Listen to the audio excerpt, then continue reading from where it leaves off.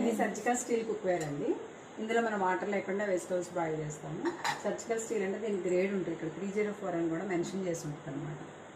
అట్లా బేస్ ఉంటుంది కదా, బేస్ టెక్నాలజీ తోటి మీకు వాటర్ లేకుండా ఉంటుంది. ఇందులోనేమో మీకు చికెన్ అనేది ఆయిల్ లేకుండా కుక్ చేసి చూపిస్తాము. ఫస్ట్ ప్రీ హీట్ చేస్తానండి ఇది స్టవ్ నుంచి.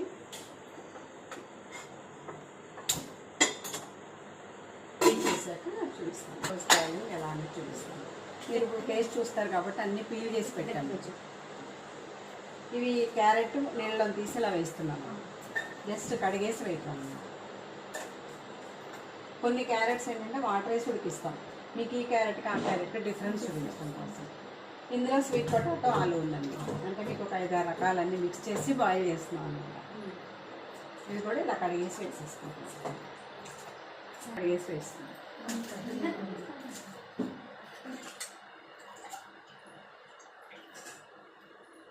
అలాగే ఒక ఎగ్ కూడా పెడుతున్నానండి. మీకు ఎగ్ కూడా వాటర్ లేకుండానే ఓన్లీ ఎగ్స్ వేయాలంటే కొంచెం స్ప్రింకిల్ వాటర్, ఒక స్పూన్ వాటర్ వేసి సరిపోండి.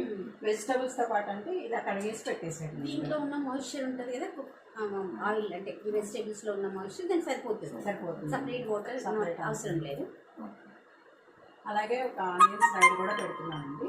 మీకు ఇది కూడా మీకు ఉడికిన తర్వాత టేస్ట్ చూపిస్తాను. అన్నీ మిక్స్ చేసినా దేని ఫ్లేవర్ దాంట్లో ఉంటుంది, దాని గురించి 2 రకాలు వేస్తుంది. అలాగే ఒక లీఫ్కి లవంగా పెట్టానండి.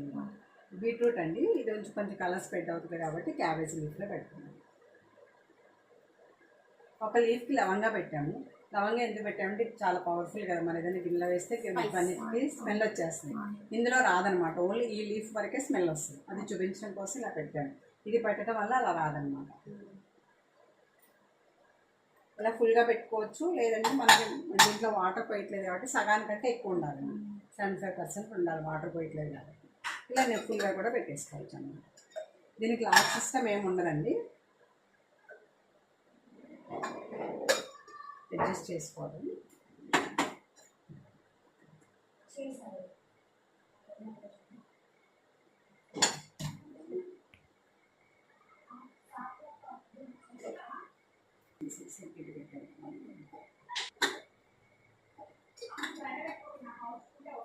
తీసేసాను మేడం ఆలు.